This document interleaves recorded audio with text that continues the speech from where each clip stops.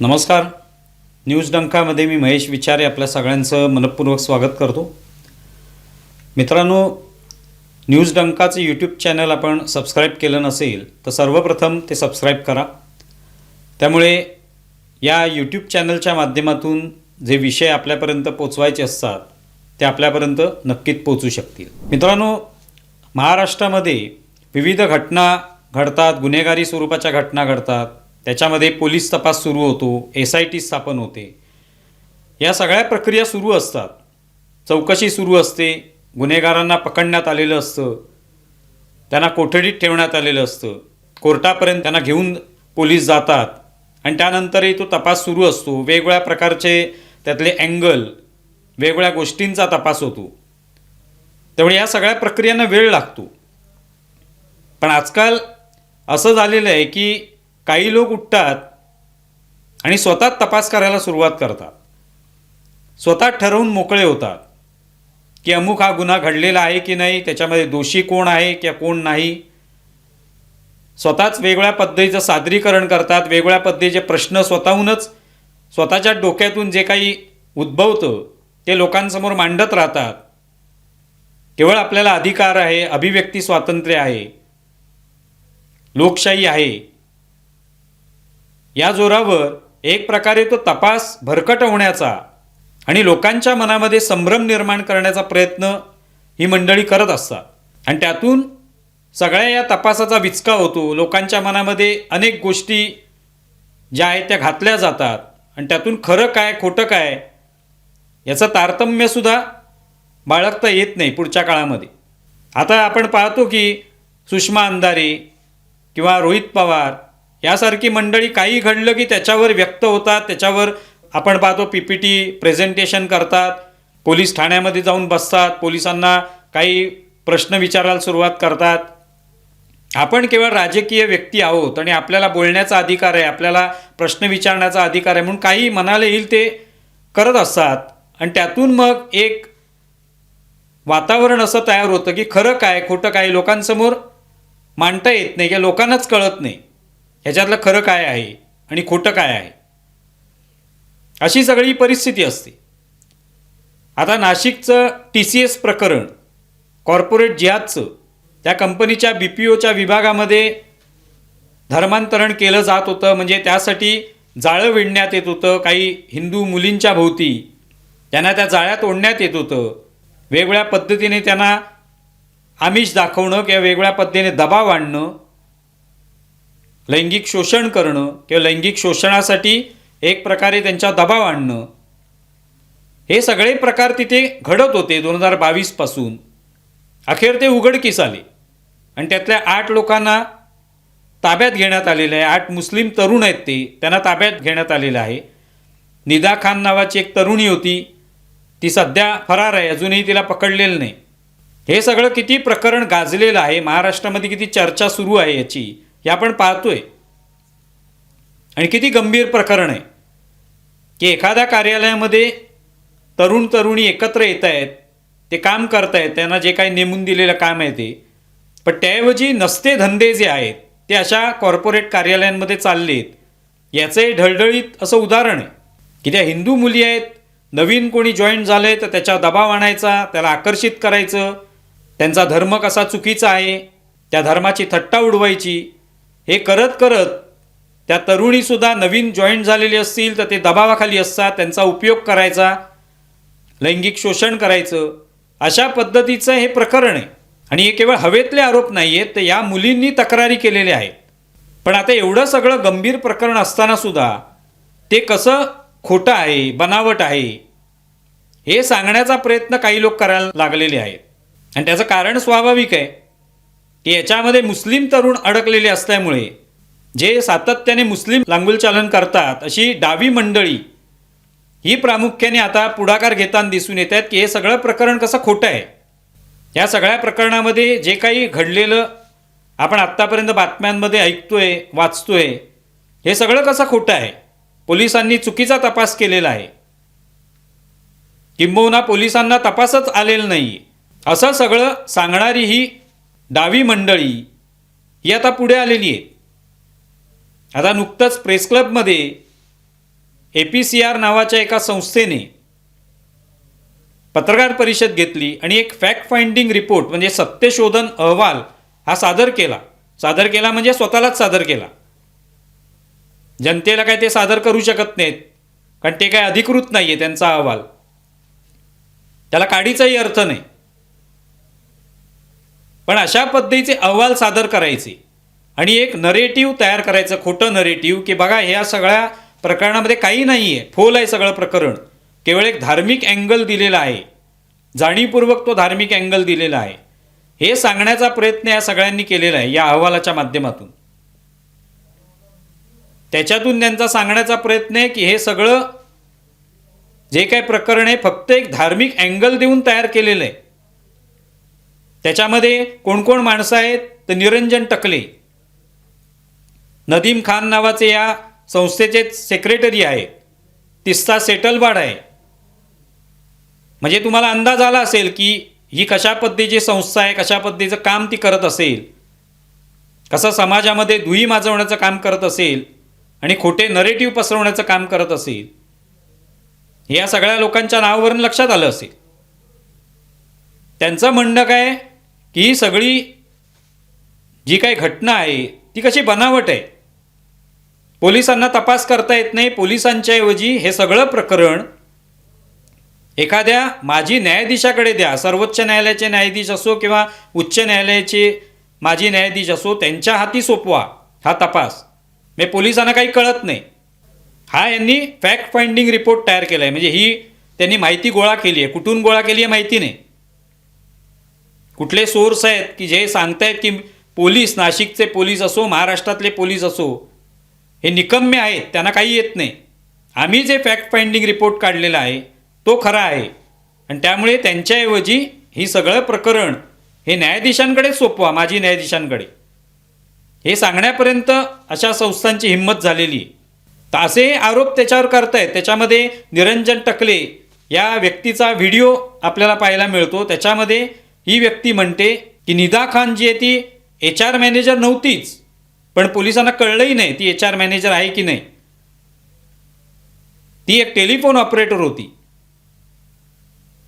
तिच्या पदाच्या बाबतीत चुकीची माहिती समोर आली असेल, ती बातम्यांमधूनही आली असेल, पण याचा अर्थ ती निर्दोष आहे असा होत नाही. हे टकलेंच्या डोक्यामध्ये कोणीतरी घुसवणं आवश्यक आहे. एखाद्या माणसाचं पद चुकून कोणी काय उल्लेख केला याचा अर्थ तो निर्दोष होत नाही. ती निदा खान HR नसेल, टेलिफोन ऑपरेटर असेल किंवा प्रोसेस मॅनेजर असेल, पण म्हणून तिच्यावर असलेले जे काही आरोप त्या मुलींनी केलेले आहेत ते सौम्य होत नाहीत. पण यांनी तसे म्हणायला सुरुवात केली, दाखवायला सुरुवात केली की हे सगळं कसं खोटं आहे बघा. नदीम खान हा माणूस म्हणतो की इथे मुस्लिमांना यापुढे अशा कुठल्याही कॉर्पोरेट क्षेत्रामध्ये नोकरी मिळू नये म्हणून हे प्रकरण खणून काढलेलं आहे. म्हणजे बघा यांना कशा पद्धतीने या मुलींनी तक्रारी केल्या त्याची चाड नाही. आणि हे सगळे एरवी मात्र महिलांचे हक्क, महिलांची मुक्ती याविषयी बोलत असतात. आणि आता या मुलींनी तक्रारी केलेल्या आहेत तर त्याही त्यांना मान्य नाहीत, त्या खोट्याच आहेत असं त्यांचं म्हणणं असलं पाहिजे. मग ते टकले जे आहेत ते सुद्धा म्हणतात याच्यामध्ये की हे सगळं कसं बनावट करण्यात आलेलं आहे. हे प्रकरण जाणीवपूर्वक एका हिंदुत्ववादी तरुणानेही तक्रार केली म्हणून हे प्रकरण उभं राहिलं. म्हणजे या मुलींच्या तक्रारीला काही अर्थच नाही. कोणतरी हिंदुत्ववादी तरुण पुढे आला आणि त्याने या कंपनीतल्या कोणाला तरी रोजे ठेवायला दिले जात आहेत म्हणून त्याची तक्रार केली, त्यावरनं हे सगळं प्रकरण उभं राहिलेलं आहे. मी इतकी खोटी माहिती हे सगळे थेट पत्रकार परिषदेमध्ये देत आहेत. आणि याविषयी असंही सांगितलं होतं की या पत्रकार परिषदेमध्ये ठराविक लोकांनाच आमंत्रित करण्यात आलं होतं. अर्थातच ठराविक म्हणजे काय की जे ह्यांचा फॅक्ट फाइंडिंग रिपोर्ट जो आहे त्याच्यातल्या खऱ्या फॅक्ट ज्या आहेत त्या शोधण्याचा प्रयत्न करणार नाहीत. हे जे काही सादर करतील ते बातम्यांमध्ये मांडायचं बिनडोकपणे, अशा पत्रकारांना यांनी बोलवलं असणार. आणि अशा पद्धतीने हे सगळे आरोप केले जात आहेत. आणि ही यांची फॅक्ट फाइंडिंग कमिटी किंवा त्यांनी केलेला हा रिपोर्ट आहे. एक प्रकारे पोलिसांनी केलेला तपास, आत्तापर्यंत पोलिसांनी केलेली अटक, जवळपास 9 FIR नोंदवण्यात आलेत. हे सगळं कसं फोल आहे, मूर्खपणा आहे, हे सांगण्याचा यांचा प्रयत्न आहे. हे किती गंभीर घटना आहे पहा. अशी एखादी मोठी घटना घडते, पण ती घटना कशी चुकीची आहे, खोटी आहे, एक संस्था येऊन सांगते आणि ते ऐकलं जातं, त्याच्या बातम्या होतात आणि तेच कसं काय खरं बोलतायत असं जणू काही दाखवलं जातं. हे किती गंभीर आहे. यातली जी तरुणी जिने पहिली तक्रार केली ती 2022ला या TCS मध्ये कामाला लागली, तेव्हा ती 19 वर्षांची होती. तेव्हा यात सगळ्या 8 जण जे पकडलेले आहेत त्यातला दानिश शेखने तिला फसवलं, जाळ्यात ओढलं, प्रेमसंबंध वाढवले, तिचं लैंगिक शोषण झालं आणि तिने मग ती तक्रार आत्ता केलेली आहे. ती खोटी. आणि निरंजन टकले, नदीम खान, तिस्ता सेटलवाड हे खरे, असा सांगण्याचा अर्थ आहे याचा. आणि जर हे सगळं प्रकरण ज्याचा आता तपास चालू आहे ते सगळं प्रकरण फोल आहे, खोटं आहे असं सांगण्याचा प्रयत्न असेल तर राज्य सरकार काय करणार आहे? राज्य सरकारला जाब विचारावा लागेल. राज्य सरकार जे या प्रकरणाची सखोल चौकशी करणार असं म्हणतंय, अशा पद्धतीने सरकारची भूमिका आहे, तर मग हे APCR नावाची ही जी काही संस्था आहे ती जे काय सांगते ते खरं मानायचं का? कारण याचा रिपोर्ट जो आहे, जो काही फॅक्ट फाइंडिंग रिपोर्ट काढला आहे तो बातम्यांच्या स्वरूपात सगळीकडे पोचलेला आहे. म्हणजे अनेक लोक जे आहेत समाजामधले त्यांना असंही वाटेल की हेच खरं म्हणतायत, सरकार खोटं म्हणतंय, सरकारचा कोणताही तपासच सुरू नाही आहे, सरकारने सगळं जाणीवपूर्वक या लोकांना पकडलेलं आहे, ते मुस्लिम आहेत म्हणून. अशा पद्धतीने खोटं एक नरेटिव्ह तयार केलं जाऊ शकतं. मग सरकार काय करणार आहे? जी काही चौकशी सुरू आहे, तपास सुरू आहे, हा एक तर गुंडाळून टाका आणि यांचा फॅक्ट फाइंडिंग रिपोर्ट जो आहे तो स्वीकारा, अशी एक तर सरकारने भूमिका घ्यावी. किंवा मग हे जे काही सांगतायत हे खोटं आहे, त्याबद्दल त्यांच्यावर कारवाई व्हायला पाहिजे. उद्या कोणी उठून कुठल्याही तपासामध्ये हस्तक्षेप करेल, नाक खुपसेल आणि आम्हाला वाटतं, आमच्या डोक्यात आलं, आम्हाला हे असं तर्क आम्ही मांडतो म्हणून हे सगळं खोटं आहे, असं म्हणण्याला काहीच अर्थ नाही. त्याबद्दल कारवाई सरकार करणार की नाही? नाहीतर मग असे नरेटिव्ह सगळ्या लोकांपर्यंत पोचतील आणि सरकारच्याच तपास यंत्रणांवर, तपासाच्या प्रक्रियेवर एक प्रकारे लोकच शंका घेऊ लागतील. त्याचं काय करायचं? आतापर्यंत कोणती अशा लोकांवर कारवाई होत नसल्यामुळे हे फोफावलेलं आहे. कोणी उठतो आणि काही सांगतो. अजित पवारांचा दुर्दैवी मृत्यू झाला तर त्याविषयी कित्येक प्रकारची माहिती रोज समोर यायला लागली. प्रत्येकजण आपापल्या डोक्यात जे काही येईल ते बोलायला लागला. तपास सुरू आहे, SIT स्थापन आहे, योग्य पद्धतीने सगळी माहिती आपोआपच कोर्टासमोर येईल पुढे जाऊन. त्यावेळेला तुम्हाला काय सांगायचं सांगू शकता.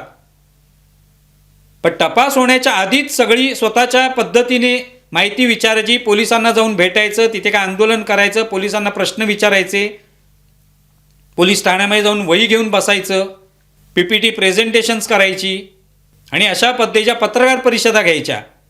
एक प्रकारे पोलिसांच्या तपासात असलेला हस्तक्षेप आहे. त्याबद्दल राज्य सरकार काय करणार आहे? आणि जर कोणती कारवाई होणार नसेल आणि लोकांमध्ये हाच संभ्रम पसरणार असेल की हे सगळं प्रकरण खोटं आहे, बनावट आहे, सरकारने उभं केलेलं आहे, खोट्या तक्रारींवर उभं केलेलं आहे, तर मग सरकारने तो तपास किंवा चौकशी गुंडाळून टाकावी. आणि यांचं म्हणणं बरोबर आहे, यावर शिक्कामोर्तब करावं. सरकारनेच यावर आता उत्तर दिलं पाहिजे आणि योग्य वेळेला कारवाईसुद्धा केली पाहिजे. जेव्हा जेव्हा अशी एखादी मोठी घटना घडते राज्यामध्ये, तेव्हा ती घटना घडल्यानंतर त्याचा तपास होईल हे सगळं सांगितलं जातं, सरकारकडून सांगितलं जातं, तपास होईल, केला जातो, त्याविषयी SIT स्थापन होते, आणखी वेगवेगळ्या कमिट्या स्थापन होतात, पुरावे गोळा केले जातात. आणि त्या दरम्यान जर कोणी अशा पद्धतीने नाक खुपसण्याचा प्रयत्न केला, स्वतःच काहीतरी स्वतःच्या मनाला येईल त्या पद्धतीने सांगायला सुरुवात केली तर त्याच्यावर कारवाई जेव्हा सरकार करेल त्यानंतर हे प्रकार थांबतील. कठोर कारवाई व्हायला पाहिजे. एक तर त्यांना कोठडीमध्ये डांबून ठेवा तर हे थांबतील. हे काही लोकशाही म्हटल्यानंतर आपण मनाला येईल ते तर्क मांडू शकत नाही, तपासामध्ये कोणताही हस्तक्षेप करू शकत नाही. हे भान बाळगणं आवश्यक आहे आणि त्यासाठी सरकारने ठोस पाऊल उचललं पाहिजे. तुम्हाला या संदर्भात काय वाटतंय जरूर कळवा. आमचा व्हिडिओ जास्तीत जास्त लाईक करा, शेअर करा आणि आमचं यूट्यूब चॅनल सबस्क्राईब करा. धन्यवाद.